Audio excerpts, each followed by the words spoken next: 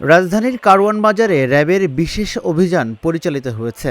ভোক্তা অধিকার সংরক্ষণ আইন লঙ্ঘনসহ বিভিন্ন অভিযোগে ৯টি মামলায় মোটা অঙ্কের টাকা জরিমানা করেছে র্যাব ও জাতীয় ভোক্তা অধিকার সংরক্ষণ অধিদপ্তর।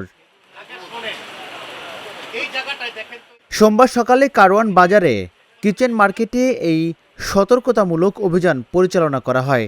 অভিযানের মূল উদ্দেশ্য ছিল রমজানের দ্রব্যমূল্য স্থিতিশীল রাখা এবং খাদ্যে ভেজাল রোধ করা। র্যাবের নির্বাহী ম্যাজিস্ট্রেট বলেন, পবিত্র রমজান মাসে যেন ভোক্তাদের মেয়াদ উত্তীর্ণ পণ্য দিয়ে কোনো বিভ্রান্তিকর বা ভোগান্তির পরিস্থিতিতে না ফেলেন। আজকে আমরা মূলত আমাদের দ্রব্যমূল্য পরিস্থিতি রমজানে যেন স্থিতিশীল থাকে সেই প্রেক্ষিতে সরকারি নির্দেশনা প্রতিপালনের লক্ষ্যে নিয়মিত অভিযানের অংশ হিসাবে কারওয়ান বাজারের কিচেন মার্কেট এলাকায় মোবাইল কোর্টের অভিযান পরিচালনা করি।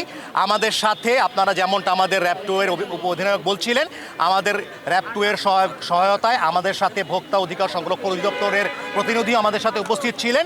বাজারে মনিটরিং করে সতর্কতামূলকভাবে ৯টি মামলায় মোটা অঙ্কের টাকা অর্থদণ্ড করা হয়েছে বলেও জানান এই নির্বাহী ম্যাজিস্ট্রেট। ধার্যকৃত মূল্য তার থেকে অতিরিক্ত রাখা, মূল্য তালিকা প্রদর্শন না করা এবং একই সাথে মূল্য তালিকা বা মেয়াদ ঠিকমতো প্যাকেজিংয়ে উল্লেখ না করা, এ ধরনের অপরাধে ৯টি মামলায় মোট ২৬,০০০ টাকা অর্থদণ্ড করেছি এবং অর্থদণ্ড আদায় করা হয়েছে। আজকের অভিযানের মূল উদ্দেশ্য ছিল মূলত আমাদের যারা বিক্রেতারা রয়েছেন তাদেরকে একটি সতর্ক বার্তা দেওয়া।